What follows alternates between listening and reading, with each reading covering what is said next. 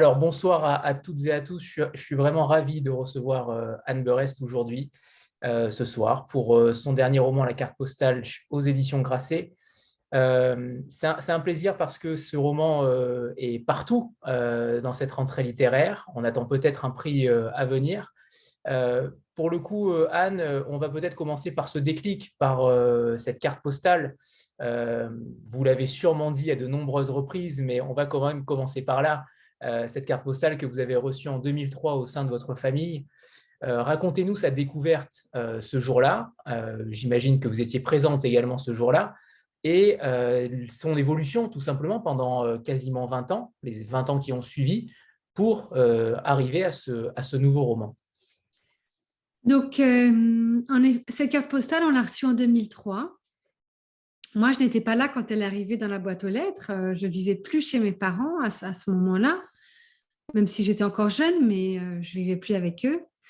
Ma mère l'a reçue un lundi matin. C'était un lundi un week-end où il avait particulièrement neigé.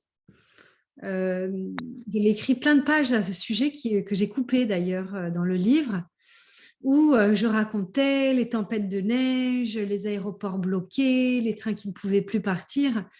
Parce que rétrospectivement, ça m'a marqué de me dire que cette carte postale était arrivée un week-end qui avait été un chaos vraiment climatique en France.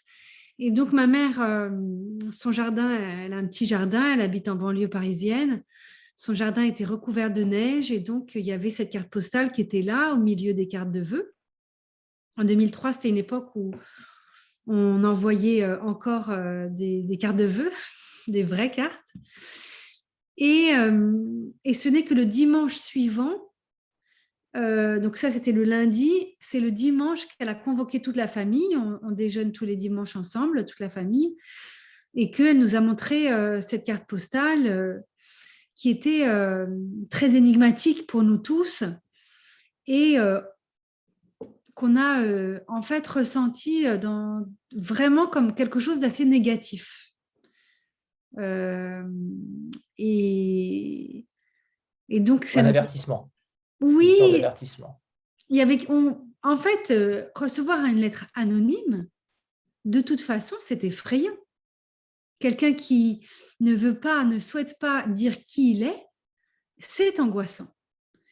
Et donc, cette carte postale, on a tous émis des hypothèses, on a tous trouvé qu'il y avait des choses bizarres, le timbre était à l'envers, il était envoyé de la poste du Louvre, il y avait cet opéra Garnier qui quand même évoque l'occupation, parce que pendant l'occupation allemande à Paris, euh, les Allemands étant très mélomanes et aimant la musique d'opéra, c'était l'endroit où tous les soirs, tous les Allemands se retrouvaient, tous les SS, la Gestapo se retrouvaient là tous les soirs pour écouter de la musique.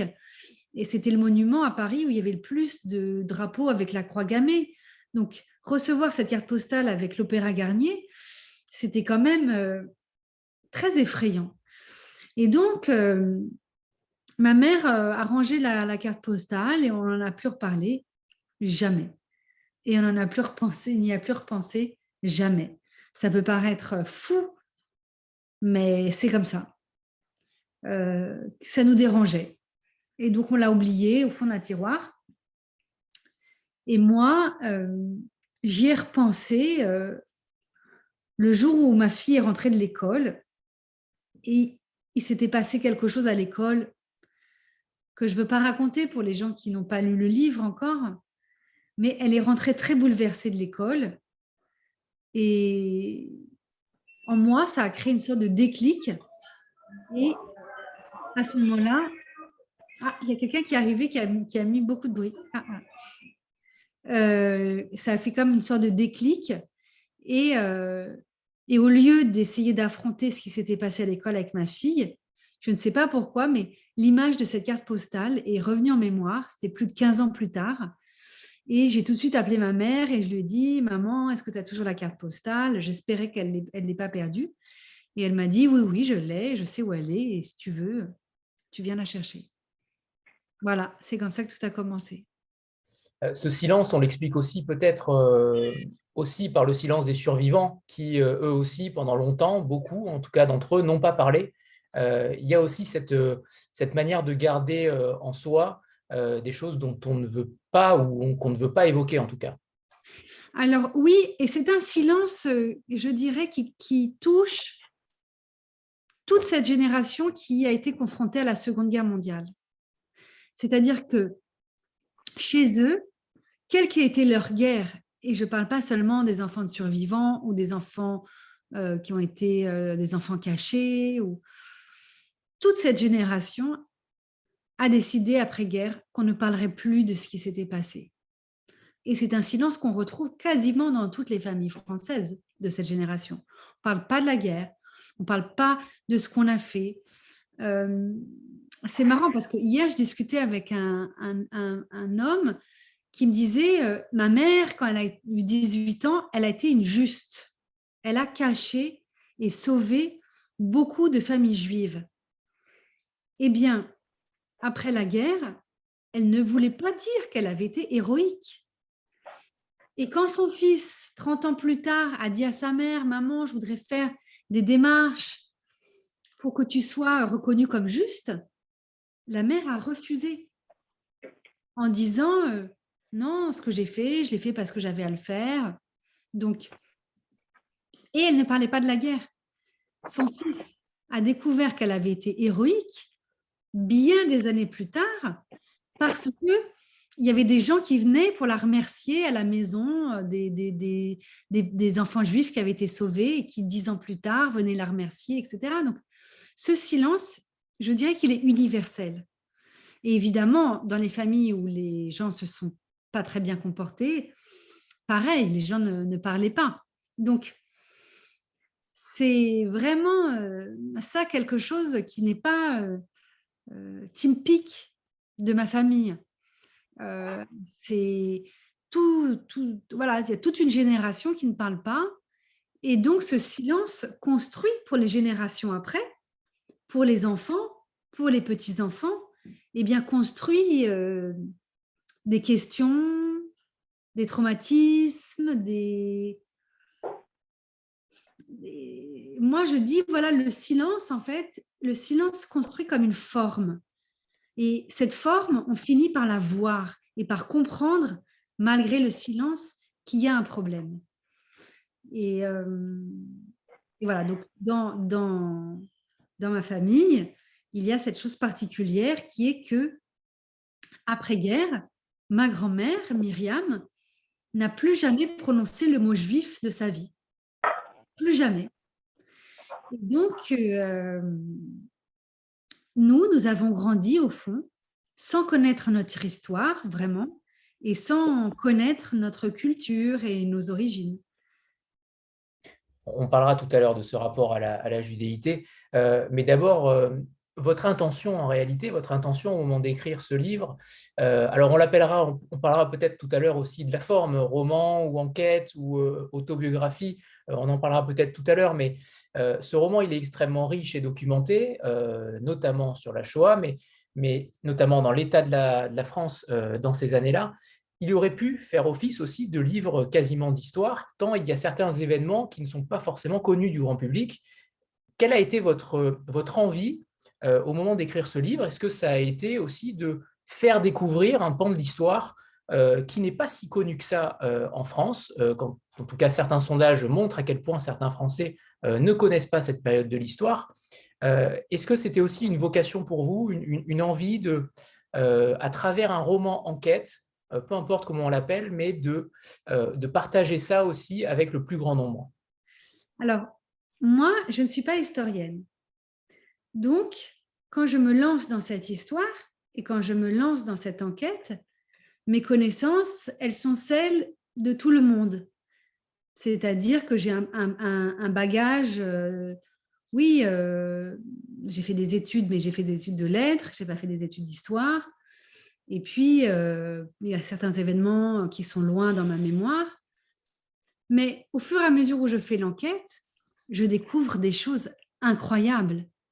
Et en fait, comme moi, elles m'étonnent et comme je les trouve passionnantes, je me dis, je dois les raconter Parce que si moi, ça me passionne, eh bien, les lecteurs aussi, ça va les passionner. Donc, c'est comme ça, par exemple, que j'ai énormément travaillé sur le retour des déportés au Lutetia. Parce que je savais des choses, mais j'en savais peu. Je ne savais pas comment exactement ça s'était organisé, comment les choses avaient été faites. Ça m'a vraiment beaucoup, beaucoup intéressée. Aussi sur les camps français. J'ai beaucoup travaillé sur Pithiviers. Je ne connaissais pas tout ça. Mais à chaque fois que je trouvais un plaisir, moi, intellectuel, de découvrir, j'étais sûre de me dire, eh bien, ce plaisir, il y a des lecteurs qui l'auront aussi. Donc, je partais avec une certaine innocence, non pas avec la volonté de transmettre, c'est pas un savoir que j'avais et je me suis dit, il faut que les gens sachent, c'est plutôt un savoir, une démarche de partage. Je voulais partager avec les gens mes découvertes, mes surprises, mes émotions. Encore une fois, parce que je ne suis pas historienne. En revanche, j'ai essayé de travailler avec énormément de rigueur.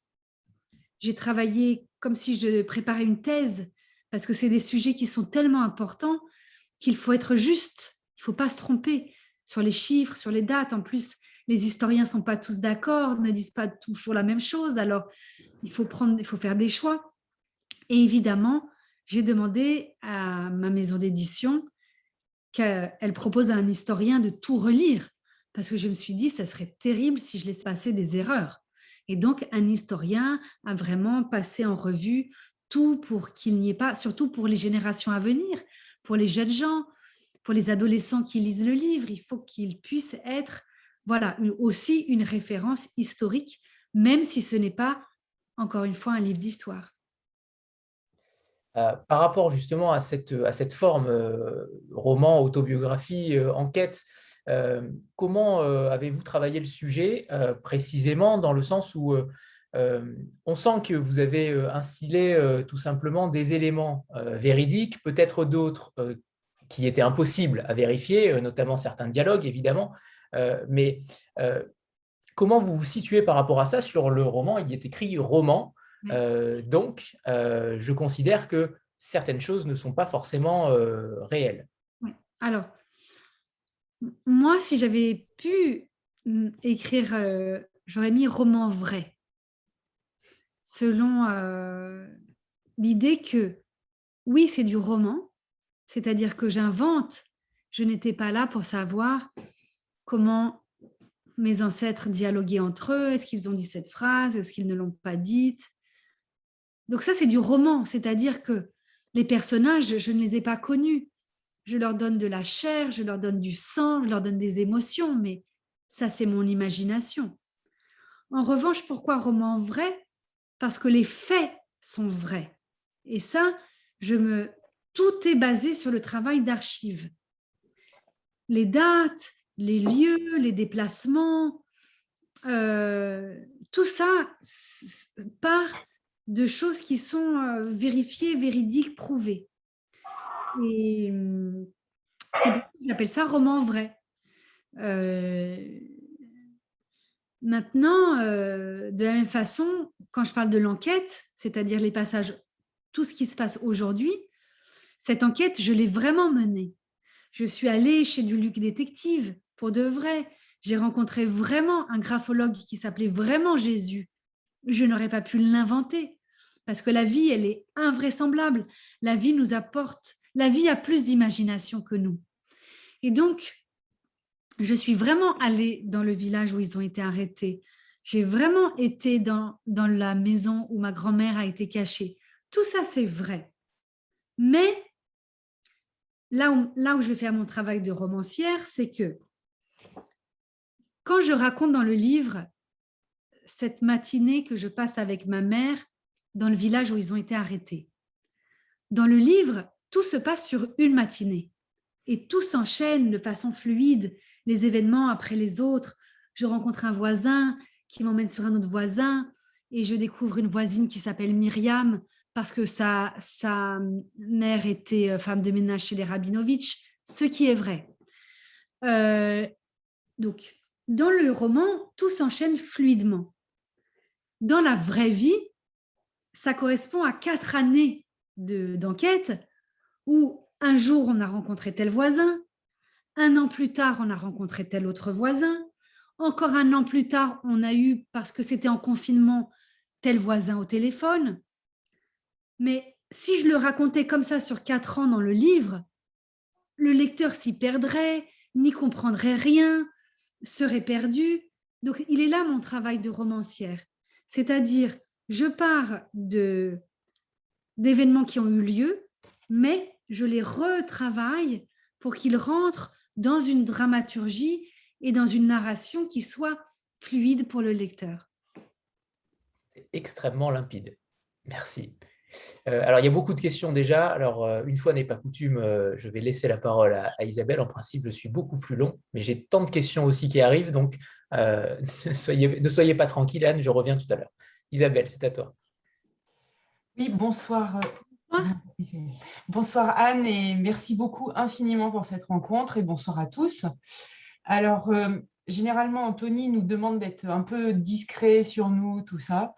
Mais là, je suis désolée, je suis obligée absolument parce que ma question est très personnelle en fait et en même temps extrêmement en rapport avec votre histoire. Il se trouve que je suis aussi petite fille et mon histoire est incroyablement proche de la vôtre. Donc, moi, tout le long, je me suis dit, c'est pas possible.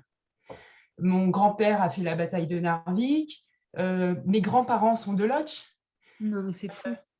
Non, mais c'est fou, hein, vraiment. Moi aussi, je porte en deuxième prénom le prénom de ma grande-tante, qui est décédée, évidemment dans des circonstances qu'on peut imaginer. Enfin, moi, tout le long, je me suis dit, c'est absolument incroyable. Ma grand-mère était Alzheimer et elle a oublié le français à la fin de sa vie, elle ne parlait donc plus que polonais. Ah non, mais c'est fou, c'est vraiment... Enfin, moi, tout le long du livre, je disais, c'est juste incroyable. Donc, je suis totalement pas objective avec votre livre.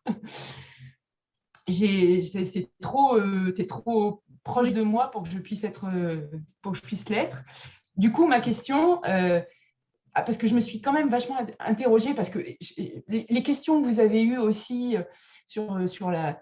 C'est pareil, chez moi, on n'a jamais fêté les fêtes juives, on a complètement oublié cette partie-là. Mon grand-père a oublié sa judéité pour être communiste, donc dans les mêmes périodes que votre arrière-grand-père. Non, mais c'est vraiment incroyable. On est vraiment, on a des cousines. Très, très miroirs.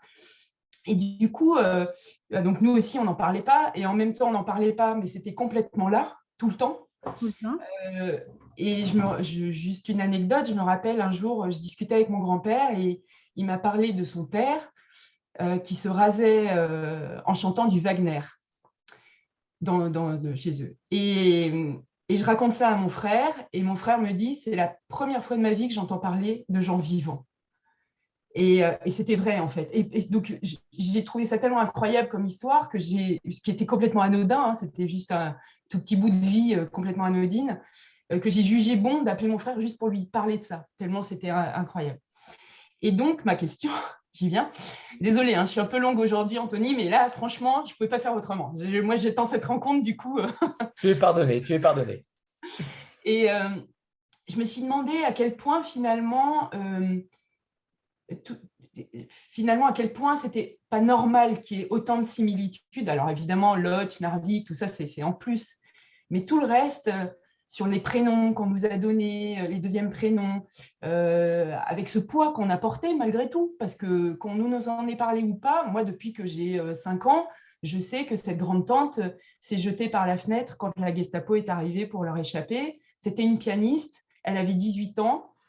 J'ai fait du piano moi-même à haut niveau jusqu'à 18 ans, où j'ai loupé la médaille d'or pour la 3e fois. Et après, j'ai fait de la musique de chant, tout ça, mais j'ai arrêté aussi le piano à haut niveau au même âge. Comme vous, avec les histoires de la croix. Enfin bon, c'est très, très, très étonnant. Et du coup, je me demande à quel point, finalement, ça ne fait pas partie d'une certaine forme de logique. Oui. Et alors, juste un autre point, excusez-moi. Le repas que vous faites chez Georges ou Déborah, un peu. Pendant tout le long du repas, je disais, mais pourquoi elle lui a pas dit ça et pourquoi elle lui a pas dit ça? Et ce passage-là, on le retrouve plus tard dans le roman où vous dites, je sais enfin ce que j'aurais dû dire à Déborah. Et je rigolais parce que je me disais, bah voilà, mais c'est ça qu'il fallait lui dire, bien sûr. Voilà. D'abord, Isabelle, merci pour ce partage.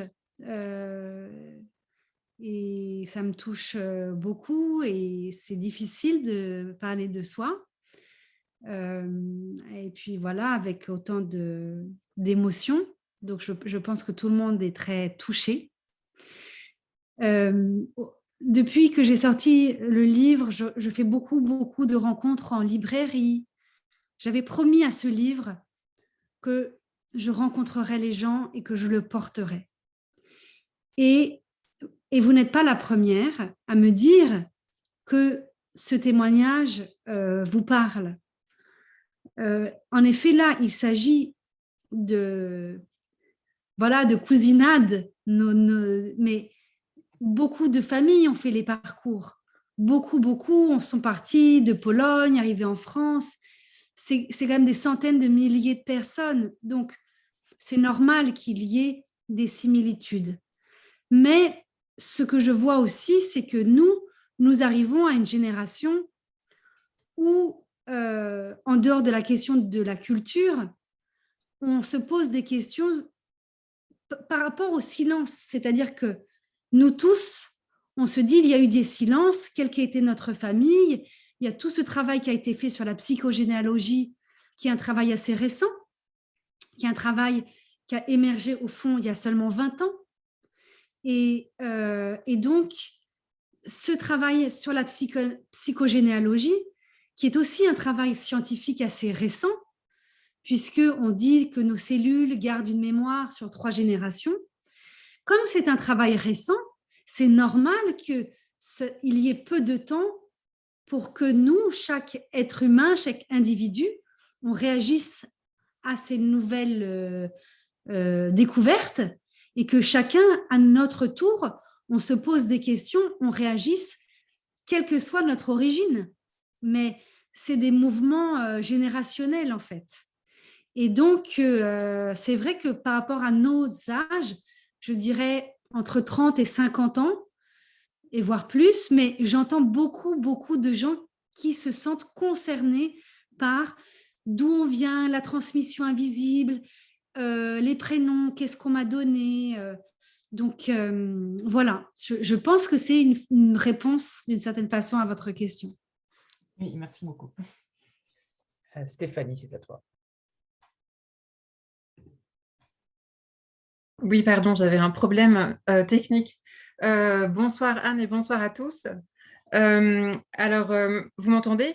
Oui, très bien. D'accord, pardon. Alors, moi, je me demandais justement, en tant que romancière, puisque vous êtes romancière surtout, et qu'on parlait tout à l'heure de la mention roman au début, justement, en tant que romancière, est-ce que c'est possible d'écrire sur un sujet si sensible, si intime et personnel, et en même temps avec une dimension historique? Est-ce que c'est possible de travailler sur ce matériau, entre guillemets, et de lui donner une dimension poétique ou de partir un peu dans l'imaginaire, parce que un roman, c'est ça aussi. En fait, il y a une part de fiction ou d'invention ou d'imagination qui est assez forte, et même une forme de poésie. Est-ce que vous vous êtes interdit toute possibilité de poésie avec un sujet pareil? Est-ce que ça vous a embêté en quelque sorte en tant que romancière? Voilà, où est-ce que vous mettez la limite finalement entre le sujet réel et puis une dimension plus littéraire entre guillemets, hein, sans vouloir sans vouloir dire autre chose, mais voilà. J'entends et je comprends votre question, parce que c'est des questions que je me suis beaucoup posées. C'est-à-dire, comment je réconcilie le roman et le récit historique. Et j'étais en quelque sorte trop impressionnée au départ par mon sujet. Le sujet me semblait trop grand pour moi. Et je me disais, je ne vais pas y arriver. Et surtout, je me demandais, dans la mesure où il y a eu les témoins qui ont raconté, que faire? Comment passer après? C'était vraiment des questions qui me tourmentaient, qui me travaillaient. Et il y a eu cette chose, ces déclics qui ont été d'abord, petit à petit, la mort de Simone Veil. Ça, c'était au début du livre. Ensuite, il y a eu la mort de Claude Lanzmann. Je me souviens, c'était un jour, j'étais en train d'écrire. Je fais une pause, j'allume la radio et j'entends que Claude Lanzmann est mort. Ça m'a bouleversée. Il y a eu la mort de Marceline Loridan. Et en fait, je me suis dit, ils sont en train de mourir. Et donc, si nous ne racontons pas, alors qui va raconter? Mais comme nous ne sommes pas les témoins, notre seule façon de raconter, c'est soit d'être des historiens, de continuer des recherches inédites, soit d'être des romanciers. Et donc, il faut que nous, les générations qui viennent, il faut qu'on s'autorise le roman. Et là, j'ai découvert cette phrase d'Elie Wiesel, et cette phrase a été essentielle pour moi. Elie Wiesel dit « Il faudra que les générations d'après s'emparent et que les romanciers s'emparent du sujet, sinon la mémoire va s'éteindre. » Et quand j'ai lu ça, c'était comme si j'avais de l'au-delà, une autorisation de eux qui me disaient « Oui, tu as le droit. » Et même si tu vas être critiqué, et même si on va te dire des choses, c'est ta mission de romancière. Il y a les historiens qui écrivent, mais les romanciers sont importants parce que les romanciers, ce sont eux qui vous prennent par le cœur. Les jeunes gens, c'est d'abord en lisant des romans. Moi, je me souviens, c'est quand j'étais enfant, c'est en lisant des romans que je suis rentrée dans l'histoire. C'est parce que j'ai lu à 10 ans un roman pour enfants qui s'appelait « Quand Hitler s'empara du lapin rose » de Judith Kerr, qui racontait son enfance persécutée en Allemagne. Mais c'était un roman. C'est quand j'ai lu Un sac de billes, c'est quand j'ai lu voilà, tous ces livres qui, moi, enfant, m'ont pris par le cœur. Et donc, nous, les romanciers d'aujourd'hui, nous devons continuer de prendre les gens par le cœur. Sinon, les gens vont se désintéresser de cette histoire. Mais c'est vrai que j'ai eu des moments dans l'écriture où je me disais, mais ça va être trop difficile, abandonne, est-ce que tu vas réussir à te confronter? Mais j'ai tellement travaillé, j'ai tellement travaillé que je me suis sentie, j'ai tellement lu, j'ai regardé les témoignages, j'ai revu, relu, et je me sentais forte de ce travail. Je savais que j'avais fait ce qu'il fallait faire, que j'avais fait mon devoir, que j'avais passé tellement d'heures à me renseigner, à étudier, que c'est comme si eux, les fantômes, me regardaient et qui me disaient « Ok, c'est bien, tu continues, tu es au bon endroit, au bon chemin. » Oui, mais ce que je voulais dire aussi, c'est est-ce que vous vous êtes empêché de partir dans une dimension qui serait encore plus fictive et poétique et aussi avec le style? Est-ce que vous vous êtes dit, je ne peux pas faire un style joli, entre guillemets, avec un sujet pareil, je ne veux pas enjoliver, je veux une écriture clinique, par exemple. Voilà, jusqu'où, en fait, on peut essayer d'enjoliver ou de traiter de façon littéraire. La question littéraire, elle est intéressante parce que ce qui est vrai, c'est que dans ces passages difficiles que sont Pithiviers, Auschwitz et le Lutetia, je ne me sentais pas autorisée à faire de la littérature. Je voulais un style très net et froid. Mais aujourd'hui, maintenant, je me dis peut-être que dans mon prochain livre, je pourrais m'autoriser des choses, aller plus loin. C'est un chemin. Mais c'est vrai que pour celui-là, je ne me le suis pas autorisé. Je trouve que cette écriture, pour rebondir, me fait penser beaucoup à Santiago Amigorena, où en effet, lui aussi, dans le ghetto intérieur, il a cette distance par rapport aux choses Et l'émotion est toujours là, mais c'est vrai qu'il y a ce rapport-là. Et j'avais cette question-là, pardon à Thibaut et Annie qui attendent, mais elle me brûle les lèvres. Mais est-ce que vous allez aussi, comme lui, avec cette famille-là, qui a d'innombrables romans et d'innombrables histoires à raconter, est-ce que vous allez aussi créer une sorte d'œuvre totale sur cette famille-là? On rappelle que le dernier, avec votre sœur Claire Berest, Gabriel. Gabriel, voilà, Gabriel Buffet, qui fait référence à Gabriel Buffet, a déjà fait l'objet d'un précédent roman. Est-ce que c'est le point de départ aussi? Est-ce que ça vous donne envie d'aller chercher plus loin, Tout, d'aller trouver? Oui. tout à fait.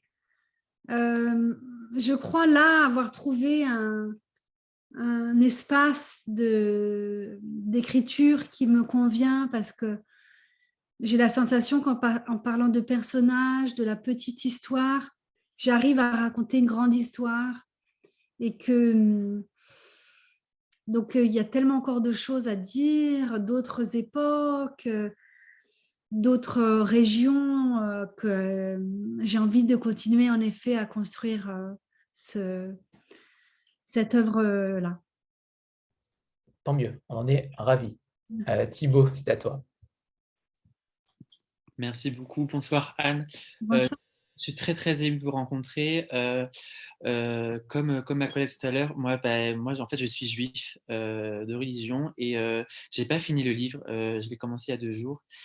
Je suis un peu ému quand même. Et dès les premiers jours, vous parlez de toutes les fêtes juives et ça me fait penser à toute ma famille. Donc à chaque fois, il y a Pessah, il y a Hanouka et il y a, enfin voilà. Et dans mon appartement, je vois toutes ces petites choses qui me font penser à ma famille. Donc je suis hyper ému de vous rencontrer. Je suis à la 100e page et votre livre est vraiment exceptionnel. J'ai eu un gros coup de cœur il n'y a pas longtemps, c'était avec Colum McCann, mais je crois que votre livre, c'est une immense claque. Je voulais savoir si, lorsque vous avez écrit, vous l'avez un peu dit tout à l'heure, mais est-ce que vous avez ressenti une difficulté à avancer dans votre écriture du fait de l'histoire qui est quand même difficile, et pas forcément que votre histoire, mais toute l'histoire de toutes ces personnes, que ce soit juifs, un homosexuel, un tzigane, qui ont été quand même, ce sont des vies détruites, hein, il faut le dire. Ma première question et ma deuxième question, c'est est-ce que vous allez aller plus loin? Est-ce que vous avez envie, par exemple, d'aller à Auschwitz-Birkenau? Est-ce que vous avez envie d'aller au Yad Vashem en Israël? Est-ce que vous avez envie de connaître toute cette histoire, en fait, justement? Voilà, merci infiniment. J'ai hâte de poursuivre ce livre parce qu'il est bouleversant et il fait beaucoup de bien. Merci beaucoup. Merci. Merci. La première question, alors en effet, les pages les plus difficiles du livre que sont Auschwitz, Pithiviers et le Lutetia, c'est quelques pages dans le livre, mais elles m'ont demandé des semaines et des semaines et des semaines de travail. Il n'y a pas du tout... vous savez, quand on écrit, on ne peut pas dire qu'une page représente 2 jours de travail. Parfois, une page va vous demander 3 semaines de travail, et alors qu'une autre page, vous l'écrivez en 10 minutes et vous ne la touchez plus après. Donc, ces passages-là m'ont demandé beaucoup de travail parce qu'il a fallu tout le travail de recherche qui a été énorme, les films à regarder, les témoignages, les livres, et ensuite l'écriture. Et ce qui est vrai, c'est que c'était des moments où moi, je travaille 8 heures par jour, entre les moments où j'emmène mes enfants à l'école et le moment où je vais les chercher.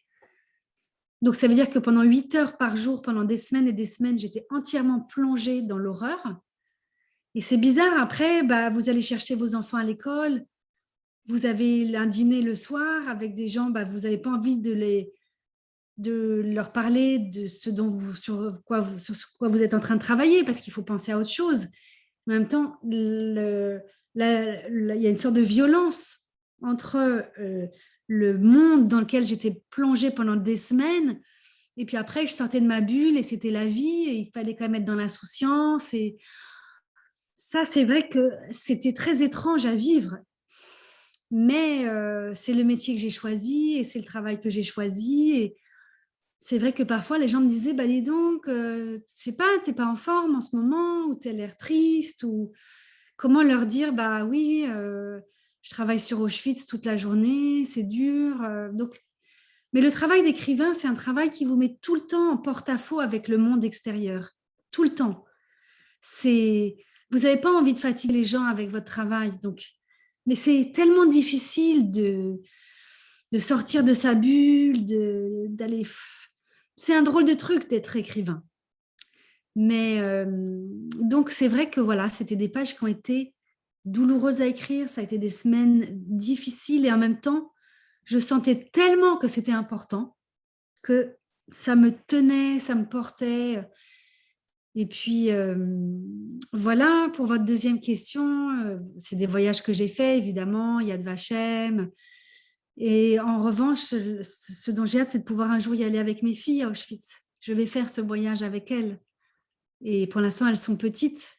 Mais quand elles seront adolescentes, ça sera un moment important pour moi de le faire et de leur parler. Transmission toujours. Oui. Annie, c'est à toi. Bonsoir à toutes et à tous. Bonsoir Anne. Bonsoir. Alors, quand vous parlez de toucher au cœur, oui, vous m'avez touché au cœur et au corps parce que j'ai vraiment, enfin, vous avez partagé toutes vos émotions et moi, je les ai prises pleine figure dans tout le roman que je trouve exceptionnel. C'est un énorme coup de cœur. Je l'ai lu avec 2 entrées en fait, c'est-à-dire l'histoire des générations passées et votre histoire à vous, votre quotidien, etc. Est-ce que cette forme d'écriture s'est imposée à vous dès en amont des réflexions ou est-ce que c'est finalement le fruit de tout un cheminement que vous avez réalisé et qui à un moment donné est devenu la forme d'écriture à adopter? Et j'ai plein d'autres questions, mais je vais me contenter de celle-ci. Merci. Donc ça, c'est une question vraiment intéressante, qui est un peu la cuisine de l'écriture du livre. Au tout début, moi, ce qui s'est passé, c'est que on a commencé cette enquête avec ma mère, mais je ne pensais pas que c'était un livre. C'est-à-dire que moi, je vivais ma vie. Et j'avais ce truc avec ma fille à l'école, tout d'un coup, ce truc qui m'arrivait en tête, ma mère. Je n'ai pas du tout de suite pensé que c'était un sujet. Moi, je vis ma vie sans me regarder et en me dire ma vie est comme un roman. Donc, c'est au bout d'un moment où je me suis dit, mais ce qui nous arrive là, c'est fou. C'est-à-dire que l'histoire de Duluc détective, c'était quand même très romanesque. Le graphologue qui s'appelait Jésus, les histoires, ma mère qui me sortait les lettres, les trucs. Au bout d'un moment, je me suis dit, ah, mais quand même, il faut que je prenne des notes. Parce que ça pourrait faire comme un polar contemporain. Et un polar qui m'arrive vraiment. Parce que je me rendais compte qu'il y avait tous les codes du roman policier. Il y avait ces coïncidences aussi, qu'on retrouve tout le temps, sur les dates, sur les adresses. Donc, je me suis dit, je vais prendre des notes et comme ça, je vais écrire un livre qui sera un roman policier, comme un roman policier. À la différence d'un auteur de roman policier, c'est que moi, je ne savais pas comment le livre allait finir parce que j'ai mis 4 ans d'enquête. Donc, je ne savais pas comment le livre allait finir. Je ne savais pas qui j'allais rencontrer au bout du chemin, qui allait être l'auteur anonyme, et je ne savais pas si j'allais résoudre l'enquête. Donc, le problème, c'est que j'étais en train de prendre des notes pour me dire j'ai écrit un polar, mais peut-être qu'il n'y aura pas de résolution et ça sera très, très décevant pour les gens. Donc, très vite, je me suis dit, il faut que l'enquête soit suffisamment intéressante pour que si au bout du compte, je ne trouve pas de résolution, que mon livre tienne quand même, que les lecteurs ne se disent pas à la librairie, on va être remboursé, là, le livre, ça ne va pas du tout. Donc, en cours de route, j'ai pensé au fait que pour que les lecteurs s'intéressent à l'enquête, il fallait que les lecteurs connaissent la vie d'Ephraïm, Emma, Noémie et Jacques.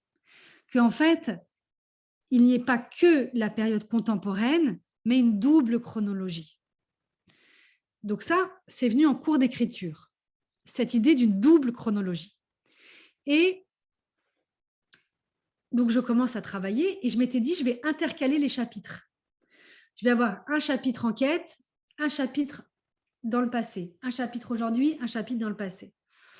Et en fait, je me rendais compte que ça ne marchait pas, qu'on s'y perdait, on ne comprenait rien, c'était des va-et-vient trop compliqués. Et donc, c'est seulement au bout des mois et des mois d'écriture que je me suis dit, on va commencer par l'arrivée de la carte postale, puis tout le récit du passé, puis tout le récit du présent. Mais, donc ça, c'est la chronologie du livre, mais moi, ma chronologie d'écriture a été d'abord d'écrire le présent, puis le passé. Je ne sais pas si c'est Oui, clair. c'est très clair. Ah. C'est très clair. Et je rebondis sur... je ne sais pas si Annie, tu voulais rebondir ou poser une autre question. C'était bon ? Merci. Oui. Je rebondis sur aussi cette strate différente de narration avec votre mère, avec Lélia. Est-ce que ça aussi, je trouve ça plutôt honnête de votre part d'avoir inséré votre mère dans le roman. Pas tout le monde ne le fait. Certains, en tout cas, prennent les informations et ne le disent pas. Là, pour le coup, elle est au cœur du livre. Elle vous raconte ses travaux d'enquête, ses travaux de recherche. Et j'imagine que ça a été extrêmement long pour elle, mais j'imagine aussi que ça a été un moment privilégié que vous avez passé avec elle Oui. et qui ne ressemble à aucun autre. Tout de suite, pour moi, ma mère devait être un personnage du livre parce que elle est tellement marrante, elle est tellement particulière, elle est tellement que je me disais, voilà, c'est de l'or d'avoir un personnage comme ça. Les gens vont s'attacher à elle. Elle a en effet de sacrés punchlines. C'est le moins qu'on puisse dire. Et c'est vrai que je dis parfois, ce livre, il a commencé à s'écrire il y a 20 ans. Et au fond, c'est elle qui a commencé à l'écrire il y a 20 ans, quand elle a commencé à faire les recherches sur notre famille. Donc pour moi, je me serais sentie vraiment très ingrate si je n'avais pas, si je ne lui avais pas donné une place d'honneur et si je n'avais pas rendu à César ce qui appartient à César, c'est-à-dire si je n'avais pas dit dans le livre, voilà, tout vient d'elle. Elle a cherché dans le monde entier, elle est allée dans toutes les archives de France, enfin, elle y a passé des heures et des heures et des heures. Donc, c'est aussi pour ça que le livre, il est comme épais d'un poids, qui est le poids de son travail à elle aussi. Ce n'est pas un livre que j'ai écrit en 4 ans, c'est un livre qui a des années de travail derrière. Il est chargé de tout ça. Et il est aussi chargé avant ça des textes qu'a écrit Myriam et qu'on a retrouvés, que j'ai mis dans le livre. Il est chargé des textes qu'a écrit Noémie, de son début de roman, de son journal intime que j'ai mis dans le livre. Donc, moi, j'ai la sensation que c'est comme si ce livre, moi, je suis le réceptacle de plein de choses, de plein de matières textuelles, de plein de gens qui ont travaillé. Et moi, je prends tout ça et je fais le livre. Mais je suis comme le passeur de quelque chose. Alors, évidemment, j'ai travaillé beaucoup, j'ai travaillé 4 ans, mais sans le travail de ma mère, il n'y a pas de livre. Et ça, c'est pour ça qu'au début de la promotion, quand on a lancé la promotion et que le journal Elle m'a proposé de faire un grand entretien, j'ai tout de suite dit, je veux faire la promo avec ma mère. Je voulais qu'elle soit là dès le début de la promotion, en photo, en interview, pour qu'on sache tout de suite. C'était comme un signal qui voulait dire, ce livre, il n'est pas que de moi seule. Je le partage avec elle. Et c'est vrai que souvent, quand je fais des conférences, je demande qu'elles viennent avec moi. Et les gens, ils sont trop contents. Là, je ne suis pas à Paris, mais si j'avais été à Paris, je l'aurais fait venir, je l'aurais fait parler avec moi. Parce que elle est drôle, elle est comme dans le livre. toutes les 5 minutes, elle veut faire une pause clope, elle dit des choses, on s'engueule, voilà. Donc, c'est intéressant. Les gens ont la sensation de voir arriver un personnage de roman. Donc, c'est rigolo. Que vous dire évidemment, je l'ai beaucoup associé à la lecture. C'est-à-dire que, par exemple, tous les 50 pages, je lui faisais lire les 50 pages que j'avais écrites parce qu'il fallait qu'elle s'habitue à être un personnage de roman. C'est pas évident de se voir décrite, de se voir dialoguer. Il fallait qu'elle s'y habitue. Donc, sur toutes ces années d'écriture, je lui ai fait lire, je lui disais « Maman, si tu veux que je change quelque chose, s'il y a un mot qui ne te plaît pas, s'il y a une description qui ne te plaît pas, je corrige. » Je voulais qu'elle soit très confortable avec son personnage et qu'elle ne se sente pas trahie. Donc, je l'ai énormément associée aux étapes de travail du livre. Et c'est tout à votre honneur. Sandra. Oui, bonsoir tout le monde, bonsoir Anne. Bonsoir. Merci pour votre discours. C'est super intéressant, vraiment. Vous êtes passionnante.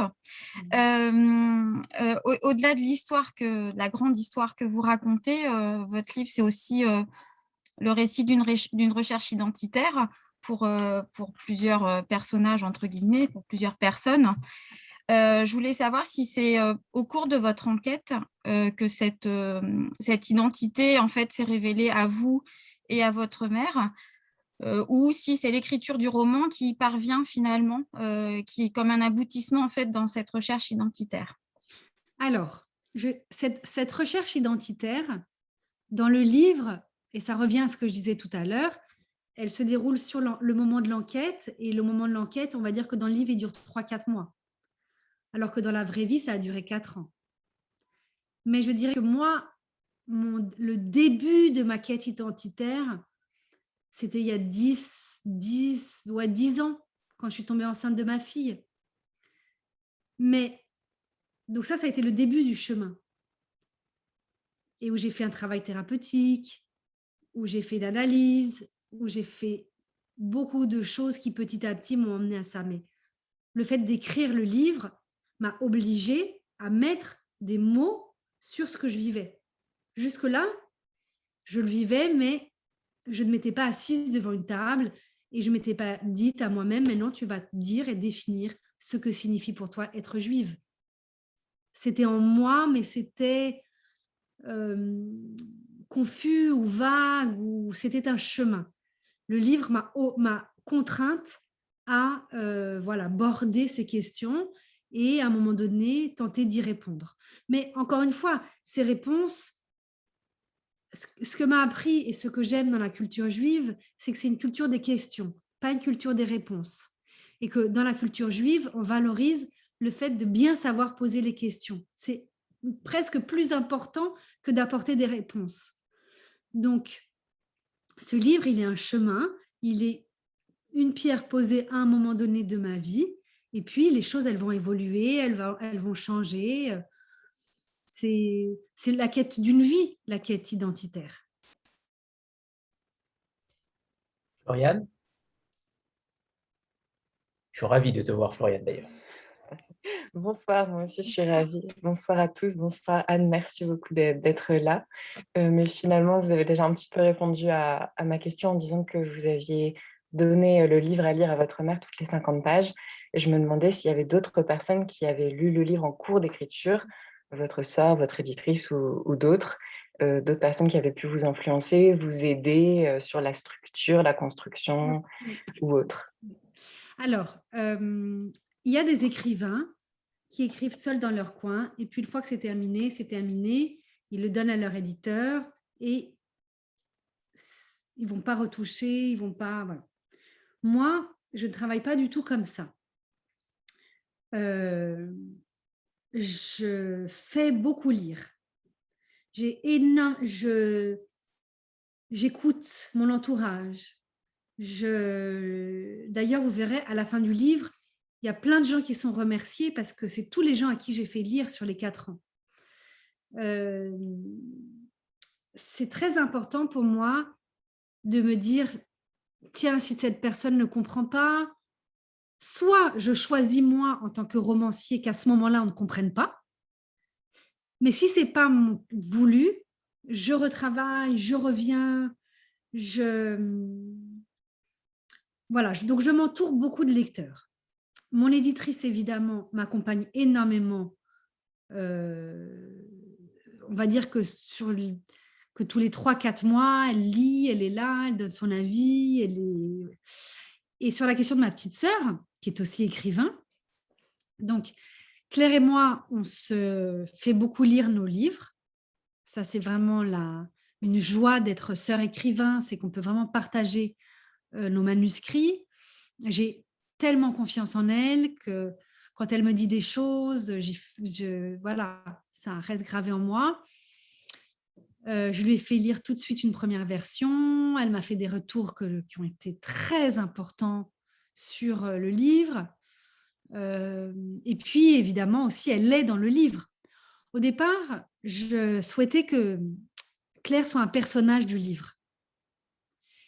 Et après, je me suis dit, en fait, c'est un personnage, mais c'est bizarre. Moi, j'aimerais avoir ses mots. Parce que comme elle est écrivain et que je l'admire tellement en tant qu'écrivain, je me suis dit, mais ce qui m'intéresserait, c'est d'avoir sa langue et d'avoir son regard d'auteur, d'autrice. Et donc, au bout d'un moment, j'ai eu cette idée de lui dire, est-ce que tu serais d'accord pour que je reproduise des échanges de lettres entre nous?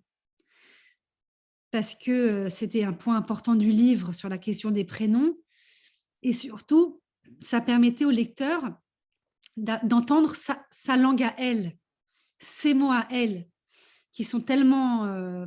voilà, moi, son style, je suis une grande admiratrice de ma sœur en tant que romancière. Donc, elle m'a donné son accord et c'est comme ça qu'on a ce livre 3 qui est le livre sur les prénoms. Alors, je rebondis aussi sur quelque chose qui m'interpelle, c'est notamment votre ressenti par rapport à ces personnages, parce que ce sont des véritables personnes qui ont véritablement existé, mais ce sont aussi des personnages. Est-ce que vous vous sentez proche d'un d'entre eux, et si possible, lequel? Même si c'est très difficile de choisir, j'en suis conscient. Mais justement, est-ce que vous vous sentez proche plutôt d'Éphraïm, qui justement ne cultive pas cette judéité et se définit au départ comme socialiste et non comme juif?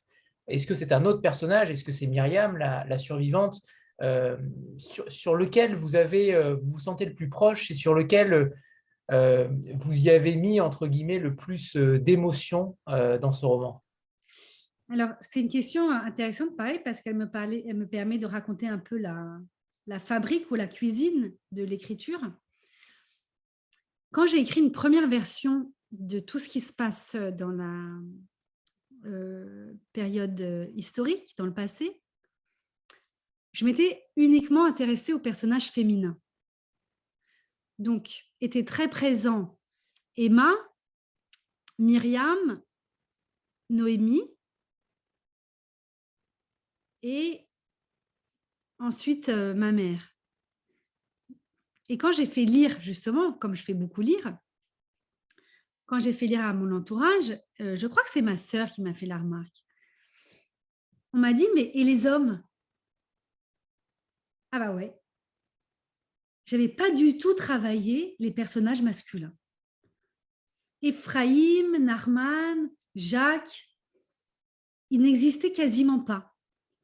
Et donc, j'ai refait j'ai tout réécrit à ce moment-là, en ne m'intéressant, en faisant, c'est un langage un peu technique, en faisant monter mes personnages.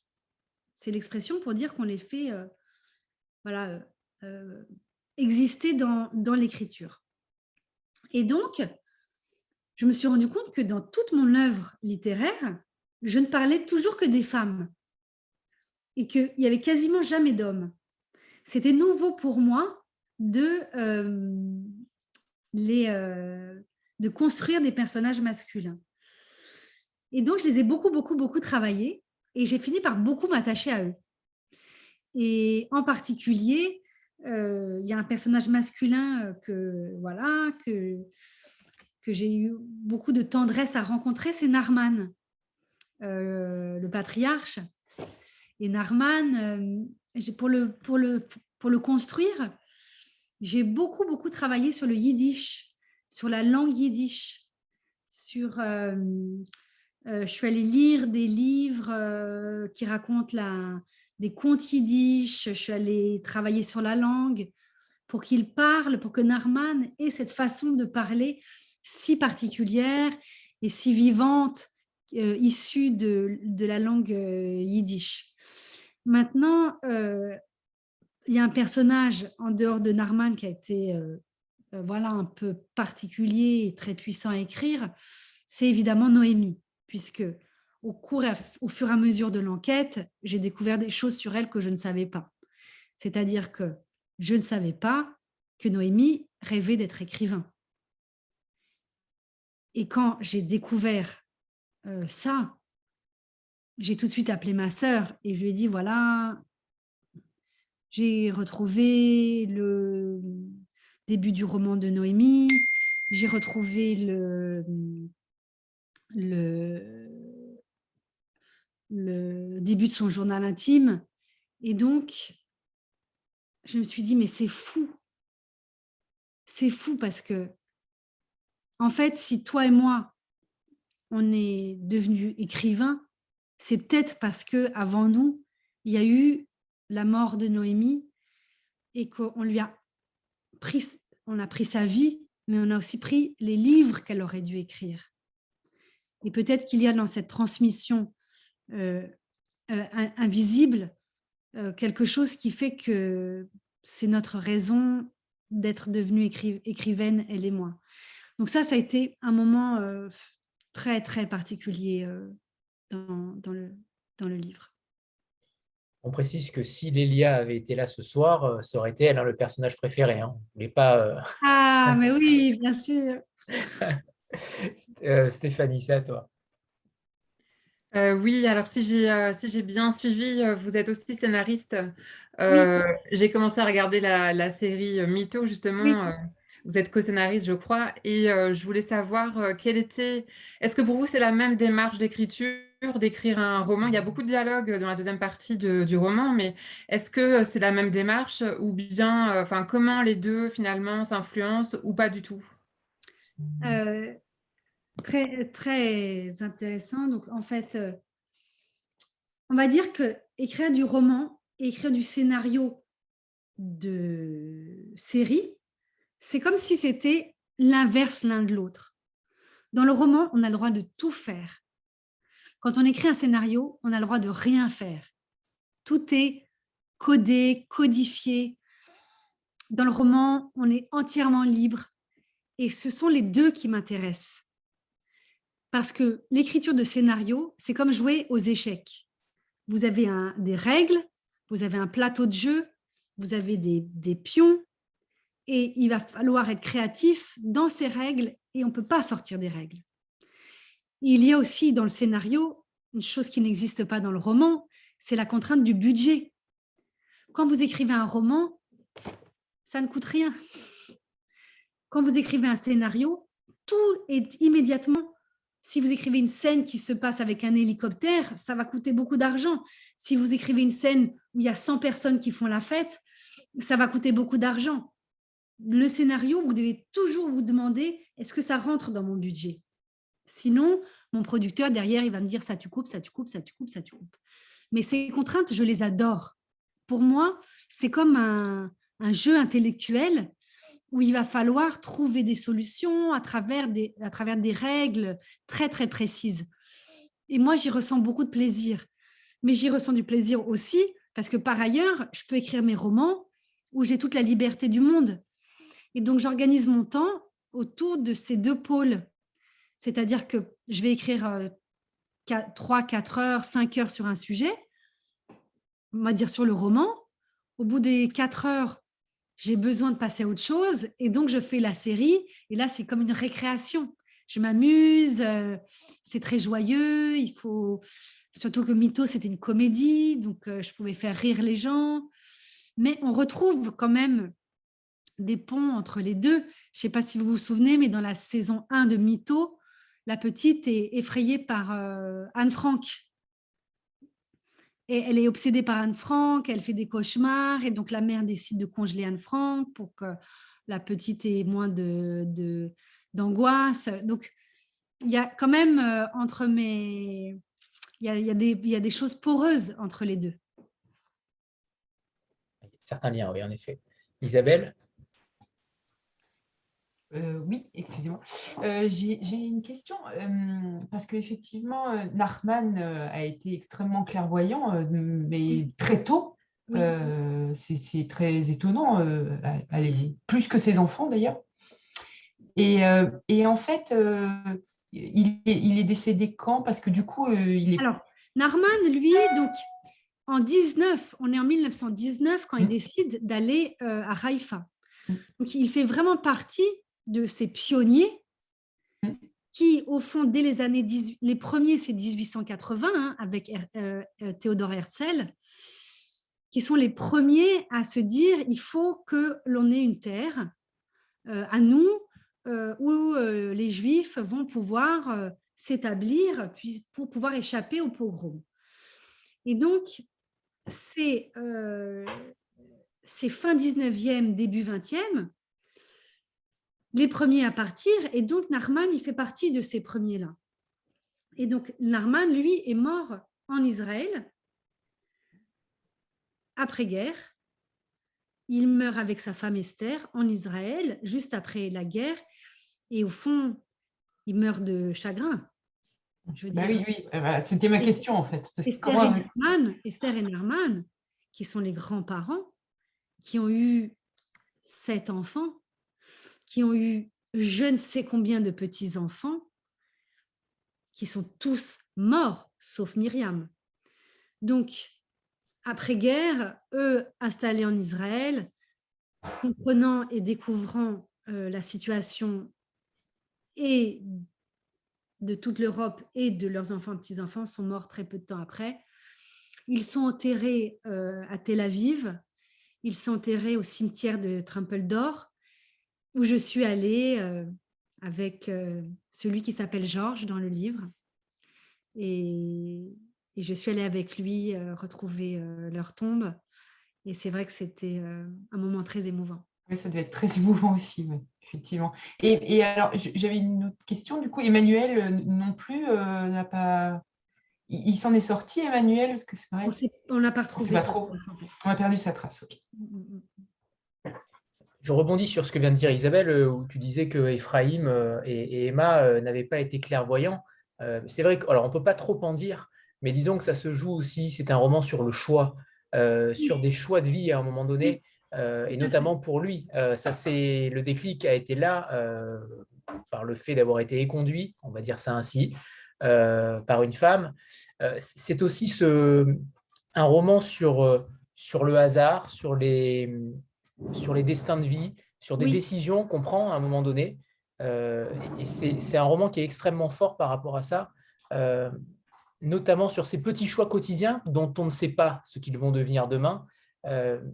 Même s'il y a moins de chances aujourd'hui, en 2021, que cela arrive qu'en 1940, c'est évident, mais c'est vraiment un roman à mon sens, c'est un roman sur nos petites décisions qui pourraient potentiellement arriver à de mauvaises ou de bonnes choses, mais la plupart du temps de mauvaises choses. Et c'est très Kundera, ça d'ailleurs. C'est un côté très Kundera aussi. Oui, c'est vrai. Oui, c'est vrai. Et Anthony, oui, j'aime bien cette entrée de lecture sur le livre. Mais quand même, on a vécu d'une certaine façon, même si comparaison n'est pas raison, hein, je ne compare pas du tout. Mais ce qu'on a vécu, nous, il y a peu de temps, sur l'arrivée de la pandémie, on a été tout d'un coup confrontés à des choix. Est-ce que je m'exige ? Je n'ai pas osé le faire. est-ce que je m'exile? Est-ce que je vais à la campagne? Est-ce que je reste à Paris? Est-ce que je vais au supermarché acheter 10 paquets de pâtes parce que pour moi, j'aurai des réserves, mais pour le voisin? Je ne compare pas les situations. Je compare nos vies qui sont en effet faites de choix. Et parfois, les petits choix sont des grands choix. Dire à la télévision le masque, ça ne sert à rien en début de pandémie, voilà, c'est des choses qui nous ont beaucoup marqués, qui nous ont choqués, qui nous ont traversés. Et donc, voilà, c'est en effet, Isabelle, vous avez raison, très Kundera, et c'est aussi très sartrien. C'est aussi la question de l'existentialisme, c'est-à-dire nous sommes nos choix. Et il y a une scène très, à mon sens, qui a été très marquante aussi, c'est celle où Ephraim doit choisir entre ses enfants. On ne dira pas quoi, comment, mais il y a aussi cette scène, ce déclic-là où ça bascule et que sur cette couverture de livre, on a Noémie et Jacques et pas Myriam. C'est ça aussi la force de ce roman-là, c'est que tout se joue dans ces petits instants, Oui. le destin d'une vie et d'une génération ensuite. Et sinon, je ne serais pas là aujourd'hui. Mais oui, c'est les mystères de la vie, c'est toutes ces familles, quelle qu'ait été leur guerre, qui ont été confrontées à des choix, des décisions. Et je ne dis pas ça, c'est juif ou pas juif. Hein. Dans toutes les familles, on sait qu'à un moment donné, pendant la guerre, des gens ont pris des décisions. Si ce jour-là, j'étais sortie faire des courses, j'aurais pris une bombe sur la tête. Si, en fait, le juif que j'ai caché dans ma maison avait fait du bruit, quand les policiers sont... En fait, nous sommes tous le résultat de choix qui ont été faits, traumatisants, pendant cette période-là. Et ce qui m'a frappée quand j'ai fait l'enquête et quand j'ai écrit le livre, c'est à quel point la guerre continue de vivre en nous et à quel point nous la portons encore. Quelle qu'ait été notre histoire, c'est encore à fleur de peau, Moi, maintenant, quand je me promène dans Paris, je vois toutes les choses qui tout le temps me ramènent à la guerre, une plaque, un endroit, un lieu. C'est très modianesque, hein, mais voilà, ça continue de vivre en nous. Et je pense que c'est pour ça aussi que nous continuons à vouloir avoir envie de lire sur le sujet, de voir des films sur le sujet, d'entendre des choses sur le sujet, parce que, en fait, ça continue de résonner et d'être en nous. Avant de passer à la suite, on a pour habitude de faire une petite photo de groupe. Donc voilà, préparez-vous. Si vous avez le livre, mettez-le en avant parce qu'il le mérite. Et 3, 2, 1. C'est parfait, merci. Est-ce qu'on pourrait peut-être nous lire un petit extrait, Anne? Est-ce que vous pouvez nous lire un petit extrait comme on l'a dit tout à l'heure et on repartira sur d'autres questions ensuite. Comme j'ai l'impression que beaucoup d'entre vous ont lu le livre, je ne vais pas lire le début, mais peut-être un moment plus personnel. Oui.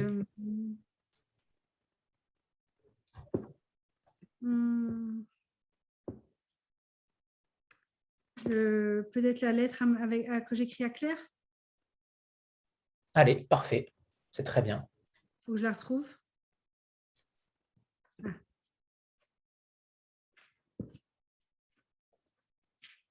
Je ne vais peut-être pas la lire en entier, je vais voir. Hein. Claire, je t'ai téléphoné ce matin pour te dire que je voulais te parler d'un sujet, mais qu'il fallait mettre mes idées par écrit, les ranger, alors voilà. Tu sais que je suis en train d'essayer de comprendre qui a envoyé la carte postale anonyme à Lélia. Et bien évidemment, cette enquête remue des choses en moi. Je lis beaucoup et je suis tombée sur cette phrase de Daniel Mendelssohn dans L'étreinte fugitive. Comme de nombreux athées, je compense par la superstition et je crois au pouvoir des prénoms. Le pouvoir des prénoms. Ça m'a fait un drôle de truc, cette phrase, tu vois. Ça m'a fait réfléchir. J'ai réalisé qu'à la naissance, nos parents nous ont donné comme deuxième prénom à l'une et à l'autre des prénoms hébreux, des prénoms cachés. Je suis Myriam et tu es Noémie. Nous sommes les sœurs Berest, mais à l'intérieur de nous, nous sommes aussi les sœurs Rabinovitch. Je suis celle qui survit et toi, celle qui ne survit pas. Je suis celle qui s'échappe et toi, celle qu'on assassine. Je ne sais pas quel est le plus mauvais costume à endosser. Sur cette question, je ne parierai pas. C'est perdant-perdant, cet héritage-là. Nos parents avaient-ils réfléchi à cela? C'est une autre époque, comme on dit. La phrase de Mendelssohn m'a remuée et je me demande, je te demande, je nous demande ce que nous devons faire de cette désignation-là. C'est-à-dire ce que nous en avons fait jusqu'à aujourd'hui, ce que ces prénoms sont venus travailler silencieusement en nous, dans nos caractères et nos façons d'envisager le monde. Au fond, pour reprendre la formule de Mendelssohn, quel pouvoir ces prénoms ont-ils pris dans nos vies? Voilà. Merci. Merci pour cette lecture qui me fait penser à une autre question et l'adaptation théâtrale. J'imagine déjà Lélia sur une scène de théâtre vous raconter ses recherches, vous raconter tout cela. Et cette lettre aussi pourrait véritablement s'adapter au théâtre ou au cinéma, mais j'ai l'impression que le théâtre est encore plus porteur par rapport à cette histoire-là. Est-ce que c'est possible? Est-ce que c'est envisageable? Est-ce que vous avez déjà eu des propositions par rapport à ces deux adaptations? Alors, j'ai eu beaucoup de propositions d'adaptation, soit en cinéma, soit en série. Mais je pense que je ne donnerai pas mes droits. Je crois qu'il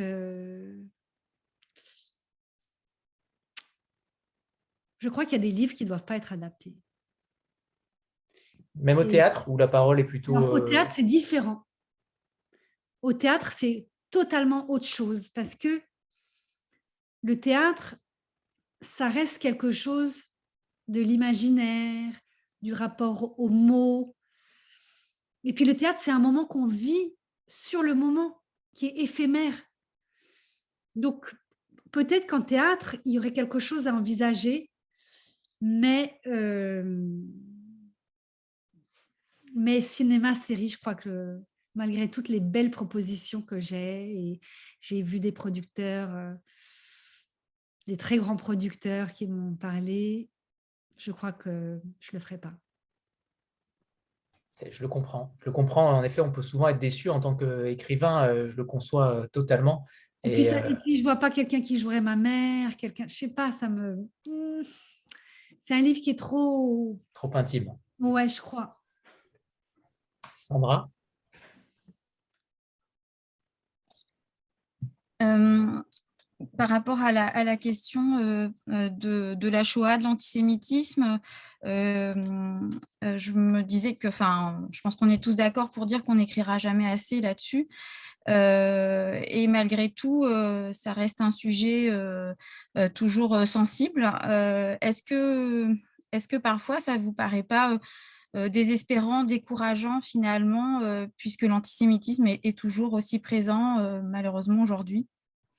Oui, c'est décourageant, c'est désespérant, c'est terrible. Je vois quand même sur les réseaux sociaux des choses qui même passent sur moi, hein, sur le fait que voilà, je sois juive. C'est très dur. Mais je vois aussi l'inverse. Je vois la curiosité pour cette culture. Je vois aussi la façon dont, pour des gens qui ne sont pas juifs, la question juive est aussi la leur. Je vois des gens qui s'identifient et qui me disent « Moi, je ne suis pas juive, mais depuis que je suis enfant, quand j'ai l'impression que c'est moi qui suis concernée. » Donc, je crois qu'il est très important, c'est ma façon de vivre et de voir le monde, et j'en parle beaucoup dans les communautés, quand je fais des rencontres, c'est de dire, voyons l'antisémitisme, soyons vigilants, regardons tout ce qui se passe, mais mettons aussi en valeur la beauté des choses. Parce que la lumière, elle est importante. Stéphanie? Oui, alors justement, puisque vous présentiez un peu tout à l'heure comme quelqu'un qui reprend le flambeau pour parler à la place, enfin, parce qu'il n'y a plus les témoins de première, du premier cercle, si on peut dire, est-ce que vous envisageriez de rencontrer, par exemple, des lycéens, d'aller dans des lycées pour, comme on le faisait à une époque avec Oui. des gens qui étaient revenus des camps et qui venaient témoigner dans les écoles, il n'y en a plus, et enfin plus tellement. Et est-ce que vous vous sentez capable, enfin, d'assumer ce rôle-là, par exemple? Je vais le faire. Je vais le faire. J'ai la chance que mon livre ait été sur les premières listes du Goncourt, du Renaudot et du Féminin. Et quand vous êtes sur la première liste, automatiquement, vous concourez pour Goncourt des lycéens, Renaudot des lycéens, Féminin des lycéens. Et moi, j'ai dit à mon éditeur, je veux tout faire. Je veux tous les rencontrer. Je veux tous aller les voir. Donc, mois de novembre, là, quand je rentre de vacances, ça va être, je vais passer mon mois de novembre sur les routes à rencontrer des classes partout. Ensuite, moi, encore une fois, comme je vous ai dit, ce livre, je lui ai promis de tout faire. C'est une promesse que je lui ai faite. Donc, je dois lui tenir ma promesse. Donc, quand on propose, quand on me demande d'intervenir dans une classe, tant que mon emploi du temps le permet, je le fais. Voilà, donc tous les professeurs de français qui sont présents dans la salle savent que c'est possible. Oui. Nadine, c'est à toi. Oui, bonjour et merci beaucoup pour ces échanges tellement riches. Ce livre, il est évidemment très, très personnel, vous l'avez dit, et une adaptation vous paraît difficile. Et est-ce que, par contre, un audio-livre avec votre voix, et pourquoi pas la voix de votre maman, serait quelque chose qui vous tente? Parce que je dois reconnaître que écouter, je dis lire, mais en fait, c'est écouter un livre lu par son auteur, c'est toujours... Enfin, je trouve ça grandiose. Moi, j'ai écouté Pierre Lemaitre dire Au revoir là-haut, je l'avais lu, mais j'ai écouté après Pierre Lemaitre. Maintenant, quand je lis un livre de Pierre Lemaitre, je le lis avec sa voix, son intonation, tout ce qu'il a voulu y dire. Et vous nous avez lu un passage de votre livre. Est-ce que vous envisageriez de faire l'audiolivre vous-même? Alors, la question s'est posée, puisque on m'a proposé pour l'audiolivre de le lire moi-même. Oui. J'ai demandé combien de temps ça représenterait. Et comme le livre est un livre de 500 pages, ça représenterait 3 semaines. Ah oui. 3 semaines tous les jours pour l'enregistrement. Et c'était des dates où, là, c'était là maintenant. Et en fait, comme j'avais cet engagement auprès des lycéens, je ne pouvais pas faire coïncider ces 3 semaines. Bien sûr. Puisque là, je pars sur un mois de lycéens. Et donc, j'ai pu choisir une actrice et on m'a proposé plusieurs voix. J'ai choisi une femme voilà, dont la voix me plaisait. Mais voilà, la question s'est posée. Oui, parce que c'est une autre dimension, mais je l'écouterai aussi. Merci. Annie? Merci Anthony de m'autoriser à une deuxième question. Tout est permis pour toi, Annie. Merci. J'avais envie de vous poser une question, Anne. Comment vous sentez-vous aujourd'hui, maintenant que le roman est terminé, maintenant que vous le faites rayonner? Et puis, qu'est-ce que vous pensez que ce livre pourrait apporter pour les jeunes générations, pour vos filles? On parle beaucoup de la mémoire transgénérationnelle. Est-ce que vous mesurez les enjeux de ce livre-là sur les générations à venir de votre famille? Alors, pour répondre à la première question, mon corps est très fatigué parce que une rentrée littéraire, c'est très spécial. Moi, c'est la première fois que je vis une rentrée littéraire avec un livre qui a autant de succès. C'est très particulier parce que il faut beaucoup se déplacer, faire beaucoup de rencontres, faire beaucoup de presse, je ne suis pas habituée à ça. Moi, ma vie, c'est de ne pas parler pendant 8 heures par jour. Ensuite, de voir mes enfants et de temps en temps sortir, faire des trucs, mais de temps en temps. Je ne suis pas habituée à ça, et donc mon corps est épuisé. En revanche, à l'intérieur, j'ai vraiment un feu qui me tient, pour continuer à porter le livre, à faire des librairies, à signer. Voilà, le feu est là. Mais là, je suis partie une semaine loin de Paris me reposer parce que j'avais même perdu ma voix. Je ne pouvais plus parler. Et pour vos filles? Ah, et pour mes filles, alors, en fait, vraiment, j'espère que ce livre va toucher les jeunes. C'est pour eux que je l'ai écrit.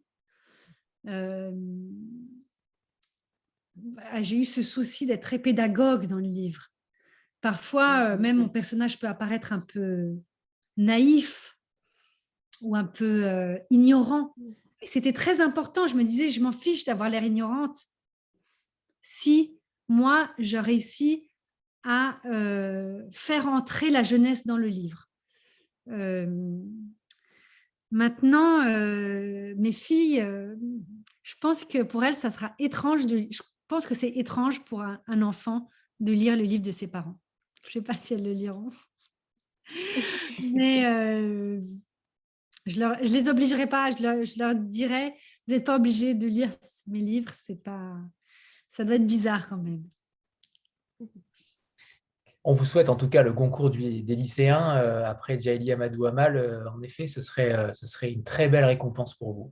Je reviens sur un passage du livre où, en parlant d'Éphraïm, la femme d'un rabbin dit qu'il est comme un animal déplacé sous une attitude qui ne correspond pas à son tempérament. Ouais. C'est aussi ça, ce roman. C'est un peu le roman de l'Exode, cette famille qui se déplace constamment, que ce soit en Lettonie, en Palestine, ou en France évidemment, mais c'est aussi l'histoire de ce peuple juif qui est en perpétuel exode, qui aujourd'hui a trouvé une terre, disputée bien évidemment, mais a trouvé quelque chose, a trouvé un refuge. Vous vouliez aussi parler de cet exode-là, en fait, on sent dans le livre que vous vivez l'exode avec eux, que vous êtes traversé aussi par le sens de votre écriture, à travers tous ces pays. J'ai l'impression que vous avez vécu ce livre comme aussi une épopée. Oui, c'est un livre sur l'exil, sur qu'est-ce qu'être exilé, qu'est-ce qu'être déplacé.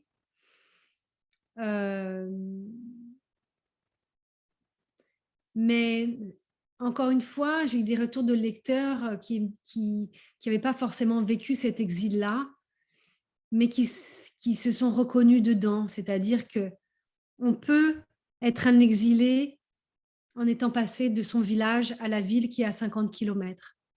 Être exilé,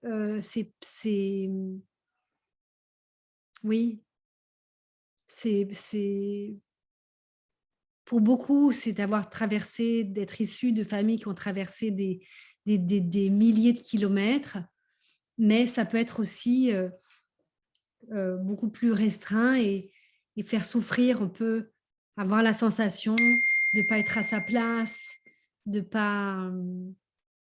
ne pas trouver l'endroit où on doit être.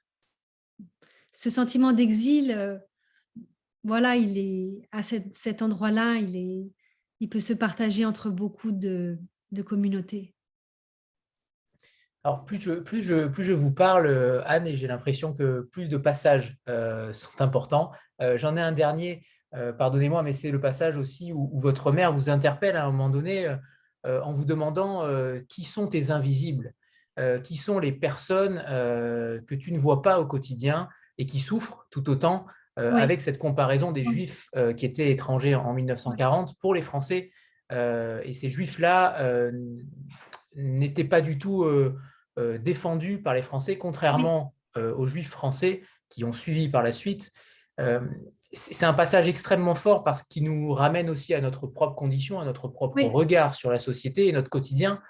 C'était important aussi pour vous j'imagine que cette phrase est réelle de votre mère aussi, en tout cas cet extrait-là. C'était important aussi pour vous de dire aux jeunes, regardez autour de vous, regardez ce qu'il s'y passe, ne tournez pas la tête, parce qu'à un moment donné, ce sera peut-être vous. En fait, ce passage-là, c'est des passages que j'ai beaucoup coupé le livre. Hein. Le livre, il faisait 250 pages de plus. Donc, et j'ai beaucoup coupé là-dessus parce que ça nous emmenait loin, mais c'est vrai que moi, j'habite à Paris et il y a 2-3 ans, avant le confinement, il y a eu à Paris beaucoup, beaucoup, beaucoup de familles qui étaient à la rue, mais vraiment des familles. C'est-à-dire que moi, de mes fenêtres, j'avais en face une famille avec un papa, une maman, des enfants qui étaient dehors.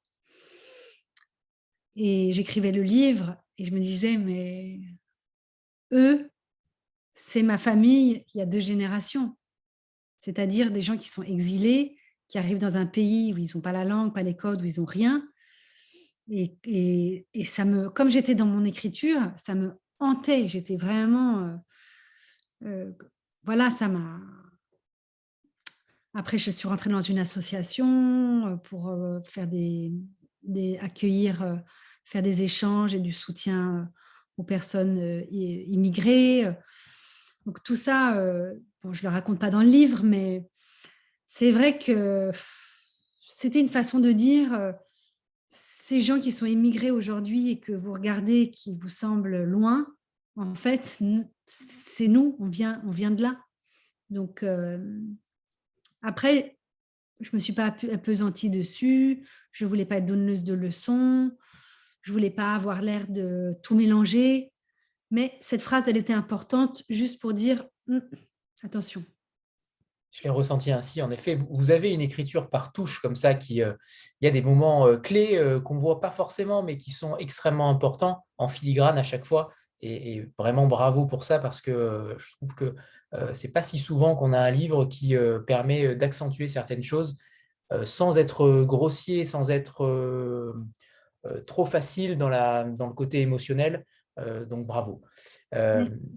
J'avais une dernière question et après je vous libère, promis Anne, même si on a envie de rester avec vous très longtemps, mais c'est sur votre prochain roman. Est-ce que, prochain roman ou livre, ou en tout cas autre projet culturel, où vous en êtes? Est-ce que vous avez déjà commencé à y travailler pendant la promotion de la carte postale, ou au contraire, vous êtes encore, vous laissez le temps de travailler, puisque vous ne publiez pas un livre par an comme bon nombre d'auteurs, et tant mieux. Donc, où en êtes-vous? Alors, pour l'instant, roman, il faut que j'ai terminé vraiment d'accompagner le livre pour pouvoir accueillir un autre. Pour l'instant, ce n'est pas possible, mais je suis très heureuse. J'ai écrit un film pour un réalisateur que j'admire beaucoup, qui s'appelle Raoul Peck, qui avait fait, vous en souvenez peut-être, ce formidable documentaire qui s'appelait I'm Not Your Negro sur James Baldwin, qui est un documentaire qui allait jusqu'aux Oscars, qui était vraiment formidable. Il y a eu un livre également qui est sorti après. Voilà, et Raoul Peck m'a demandé d'écrire un film sur un sujet très précis qui est sur la question de la spoliation des biens juifs pendant la Seconde Guerre mondiale. Donc, je suis très heureuse parce que je continue de travailler dans cette matière historique, voilà, maintenant sur laquelle j'ai pu acquérir des connaissances. Mais ça va être en film, et en plus pour quelqu'un que j'admire beaucoup. Donc, voilà, ça fait déjà 9 mois que je travaille sur ce projet et je suis très heureuse de faire ça. Merci Anne. Alors, si plus personne n'a de questions, on va se quitter. Mais merci infiniment Anne. Merci à vous. C'était la première fois que je faisais ce genre de rencontre comme ça en visio. Mais je trouve que même si on est loin les uns des autres, on est quand même, on se sent, on est quand même, voilà, quelque chose que je retrouve quand je fais des rencontres en librairie où on passe un moment tous ensemble. Voilà. J'en suis le plus heureux. C'était mon état d'esprit et mon envie, en tout cas, première. Donc, merci. Merci infiniment, Anne, pour votre discours. Bonne soirée. Au revoir. Merci beaucoup. Merci. Au revoir tout le monde. Merci. Merci beaucoup. Au revoir. Au revoir. Au revoir à tous. Et merci Anne, merci beaucoup. Au revoir.